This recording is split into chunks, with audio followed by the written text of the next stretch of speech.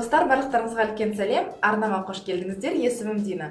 Бүгін мен өз видеомда қолданып болған және босаған құтылар жайында айтқым келіп отыр. Көбінесе орыс тілді видеоларда бұл пустые баночки деп аталады. Мен әдетте өзім қолданатын, қазіргі таңда бітіп қалған өнімдерді көрсеткім келіп отыр. Кейбірлерін мен тағы да аламын, кейбірлері маған мүлдем ұнаған жоқ. Сондықтан егер сіздерге қызық болса, онда видеодан алыстамаңыздар. Бұл видеода тек бет, дене және шаш күтіміне байланысты өнімдер туралы айтылады. Біріншіден, маған ұнаған өнімдерге келетін болсақ, онда шаш күтімінен бастайық. Мен көбінесе Корея өнімдерін қолданатынды білетін болу керексіздер. Біріншіден, әрине ол оның қолжетімділігі, және менің ойымша Корея өнімдері біздің азиаттық сипаттамаға ол өте жақсы келетін сияқты. Бетіміз болсын, шашымыз болсын. Мысалы, мен Корея өнімдерінің түрлі сусабындарын қолданып көрдім. Көбісі маған жағады, шын айту керек, бірақ оның ішіндегісі ең жақсы көретін және өзіме шын мәнісінде жаңалық болып келген, тіпті олжа деп те айта аламын. Бұл сусабынды мен екінші рет алып тұрмын, және ол жақын арада бітеді. Ол Керасистің мынандай жасыл түсті сусабыны, жалбыз сығындысы қолданылған, шаш терісін терең тазартуға арналған сусабын. Бұл шаш терісін терең тазартумен бірге ылғалдандырады. Жалбыз сығындылары шаш терімізге әсер етіп, қанның жүгіртуін тездетеді. Осы сусабынды қолданғаннан кейін менің шаш түсуім шын мәнісінде азайды. Бұл сусабын мынандай өзінің кондиционерімен жүреді. Екеуі де жасыл түсті. Бағасы өте қатты қымбат емес. Мысалы, хозяйка дүкендерінде 1300 теңге шамасында, мынау 600 теңге шамасында. Өте қатты маған ұнайды. Егер сіздер шаштарыңыз түсуге бейім болса және күңгірт түсті болса, міндетті түрде қолданып көріңіздер, сіздерге ұнайды деген сенімдемін. Келесі маған ұнаған, және бұл менің бірінші алғаш алып отырған өнім емес. Ол Тони Молидің осындай бет терісін терең тазартуға арналған көпіршігі. Мен бұл көпіршікті мінекей екінші рет қолданып отырмын. 2 жыл болды. Менің беттерім қара түйіршіктерге толы, сонымен қатар кемшіліктері көп, кейде безеулер де шығады. Сондықтан мен бетімді өте мұқият түрде тазартамын. Бұл өнімді күнде қолдануға болады деп айтылған, дегенмен мен құрамында түйіршіктері бар барлық заттарды күнде қолдануға кеңес бермеймін. Күн ара қолдансаңыздар болады. Басында мен күнде қолданғаннан кейін бетімнің тез майланатынына көзім жетті. Бетімізді сулағаннан кейін бұл көпіршікті бетімізге жағамыз. Ол көпіршік гель ретінде бетіміздің барлық қара дақтарын болсын, күні бойы жиналған барлық кірді тазартып шығады. Өте жұмсақ, өте нәзік әсер береді. Бұл көпіршікті мен өзінің сүйіп қарайтын Ресей блогерларының біреуінде көрдім. Ол кеңес берген осы көпіршікпен қолдануды. Және осымен екінші рет бітіп отыр менің осы көпіршігім. Алғаныма бір ретте өкінген жоқ. Өте нәзік түрде тазартады. Түйіршіктері өте ұсақ және қолданғанға өте ыңғайлы, бетіңізге жақсы сергектік әсерін береді. Маған өте ұнады. Сонымен қатар бұның бағасы да өте қымбат емес. Біздің Корей дүкендерінде сатылады. Бағасы 1500-2000 теңге арасында. Сонымен қатар өте үнемді. Осы көпіршікті мен 1 жылдай болды қолданып жүргеніме. Оның алдында да осындай тура көпіршікті мен тағы да 1 жылдай қолданғанмын. Яғни өте үнемді. Бірақ бір кеңес, бұны күнде қолдануға болады деп айтылған. Дегенмен менің өзімнің тәжірибеме байланысты құрамында түйіршіктері бар өнімдерді беттеріңізге күнде қолданбаңыздар. Яғни скраб секілді, оның барлығы маркетингтік айла деп те айтсақ болады. Соны ұмытпаған абзал, оны күн ара қолданғандарыңыз жөн. Сонда беттеріңізге көп зақым келтірілмейді. Қолжетімді, маған ұнаған. Мүмкін келесі рет аламын, мүмкін келесі рет алмаймын. Бұл да корейлық өнім, шай ағашы сығындысынан жасалған Secret K тонері. Бұл тонер бет теріңізді сергітеді, сонымен қатар жайландырады, барлық тері түрлеріне жағады.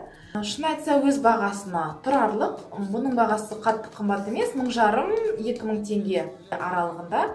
Сондай үлкен әсер алдым деп айта алмаймын. Бірақ көпіршіктен кейін, скрабтан кейін бетіңізді сүртіп, ылғалдандыру үшін, қоректендіру үшін өте жақсы әсер береді. Мысалы, мен қазіргі таңда басқа тоникпен қолданып жүрмін. Ол бір видеоларымда айтып кеткен Тони Моллидің мынандай тонерін қолданып жүрмін.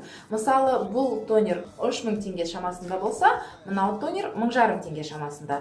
Екеуінің әрине әсерлері әртүрлі, дегенмен мынау 1500 теңгелік тонер өзінің бағасына тұрарлық. Және егер сіздер көп шығын кетіргілеріңіз келмесе, бұл тонер бет терісінің барлық түріне жағатын болғандықтан өте жақсы әсер береді. Мүмкін осы тонерім біткеннен кейін мен қайтадан осы тонерге оралатын шығармын, білмеймін әрі. Білетін болсам, осы топтамада тонерлардың бірнеше түрі бар. Оның алоэ сығындысы қосылған, раушан гүлі сығындысы қосылған тонерлер бар. Және тағы да бір менің махаббатым деп те айтсақ болады, ол Nuxe компаниясының осындай теріге арналған хош иісті майы. Бұл май тек қана дене терісіне ғана емес, сонымен қатар тіпті бетімізге және шашымызға да қолдануға болады деп жазылған. Бірақ менің терім аралас және майлы теріге жақын болғандықтан, әрине мен бұндай майларды бетіме жақпаймын.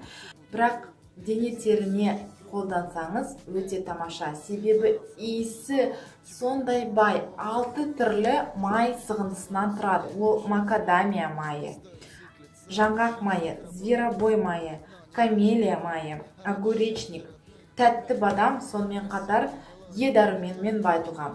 Шын мәнісінде құрамы өте бай. Және иісі де тамаша. Әсіресе кешке қарай, душтан кейін, осы майды теріңізге жаққаннан кейін сондай сергектік сезімі пайда болады. Сіздер ұйқыға, тәтті ұйқыға терең батып, таңертең сондай бір жақсы көңіл күймен оянасыздар. Менің өзімнің сондай сезімде болғандықтан мен сіздермен бөлісіп отырмын. Бұл өнім әрине арзан тұрмайды, 6-7 мың шамасында.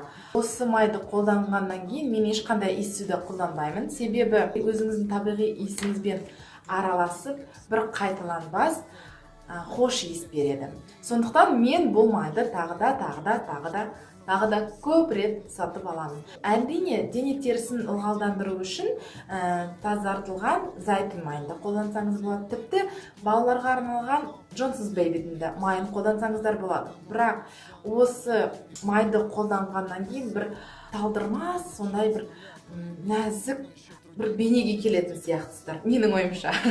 Мен солай өзімді сезінетінмін. Келесі сіздерге көрсетейін деп отырған өнімім онша қатты ұнамаған өнімдердің бірі. Ол чистая линияның мұндай көзіміздің терісіне арналған кремі. Шын мәнісінде крем жаман емес, өз бағасына сай деп те айта аламын. Бағасы да қымбат емес, сақталу мерзімі де 6 ай. Ондай көп үлкен әсер алдым деп айта алмаймын. Сипаттамасында көзіміздің айналасындағы терімізді ылғалдандырады, қоректендіреді, лифтинг әсерін береді деп жазылған. Терімізді ылғалдандырады. Мүмкін қоректендіреді, бірақ ешқандай лифтинг әсерін мен байқаған жоқпын. Бетіме арналған ылғалдандырғыш кремді жаққаннан кейін мен әдетте осы кремді қолданып жағатынмын. Бірақ терім жаман да болған жоқ, жақсы да болған жоқ. Сол қалпында қалды деп айта аламын. Сондықтан мен бұл кремді келесі рет алмайтын шығармын. Менің көзімнен туш және сүрмелер өте ауыр кетеді. Білмеймін не үшін екен. Сондықтан мен біріншіден көзімді бөлек тазартып аламын. Әдетте мен L'Oréal'дің осындай көз және ерін терісіне арналған сұйықтықты қолданамын. Бұл сұйықтықты қолданып жүргеніне 2 жылдай болып қалған шығар.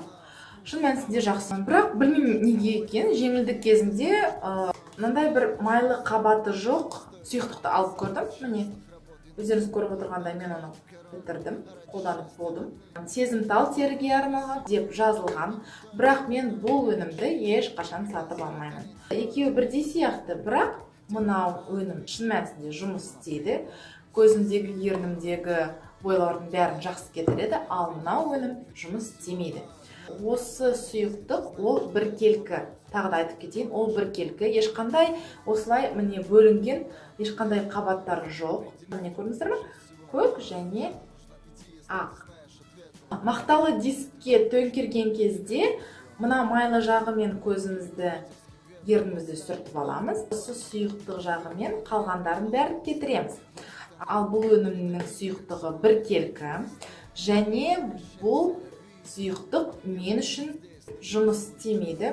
Сұйықтықты келесі рет алмаймын және сіздерге де алуға кеңес бермеймін. Жеңілдікте не үшін тұрғаны енді маған түсінікті. Бұл сұйықтық, бұл өнім сіздерге жаққан болса, міндетті түрде комментарийде жазып кетіңіздер. Мүмкін тек қана маған жақпаған шығар. Егер видео сіздерге ұнаса, лайк басуды ұмытпаңыздар және арнаға міндетті түрде жазылыңыздар.